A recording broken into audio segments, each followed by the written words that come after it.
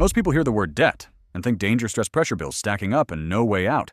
But the truth is, debt itself is not the enemy. It is how you use it that decides everything. There are two worlds of debt. The first one is consumer debt. This is the kind that keeps people stuck. Credit cards used for things that lose value. Fast.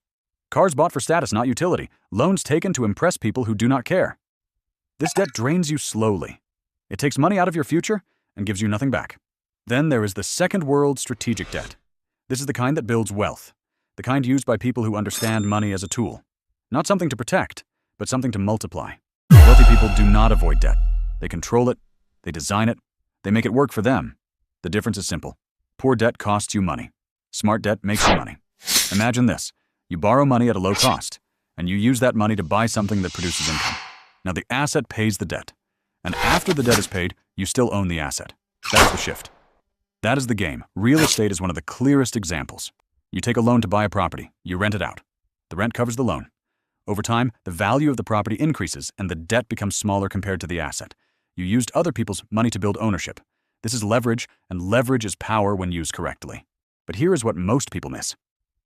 Debt only becomes wealth when it is tied to an asset that produces cash flow or grows in value. Without that, it is just pressure. Business works the same way. Smart founders use debt to expand faster, to buy inventory, to invest in marketing, to scale operations. They take calculated risks, not blind risks. The key word is calculated, because not all debt is good, and not all opportunities are real, if the return is higher than the cost of the debt. You win, if not, you lose. Simple concept. Hard discipline. That is why mindset matters more than money, because without control, debt becomes a trap. With control, it becomes a ladder. Another important layer, time.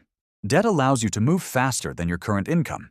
It lets you access opportunities now instead of waiting years. And in business, speed is often the difference between winning and missing the moment. But speed without direction leads to destruction. So you need clarity. What are you buying? Why are you buying it? How does it pay you back? If you cannot answer these clearly, you should not take the debt. Wealth builders think differently. They do not ask, can I afford the monthly payment? So they ask, will this make me more money than it costs? That question changes everything. Because now you are not consuming, you are investing. Another truth most people ignore. Inflation over time. Money loses value, which means fixed debt becomes cheaper in real terms. If your income grows while your debt stays the same, you are winning silently.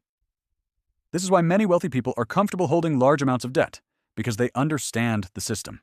They understand that banks do not create money the way most people think. They expand credit. And credit is what fuels economies, businesses, and asset prices. So instead of fighting the system, they position themselves inside it. They borrow against assets. They refinance. They recycle capital. They keep ownership while unlocking liquidity. That is a different level of thinking. Not just earning money, but engineering it. But there is discipline behind this. They track numbers. They manage risk. They keep reserves. They do not gamble. And this is where most people fail.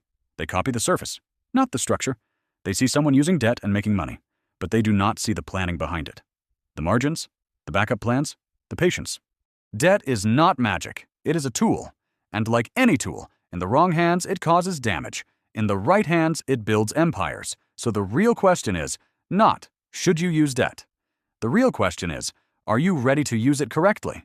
Because once you understand it, debt stops being something you fear and becomes something you direct. It becomes fuel. Fuel for assets.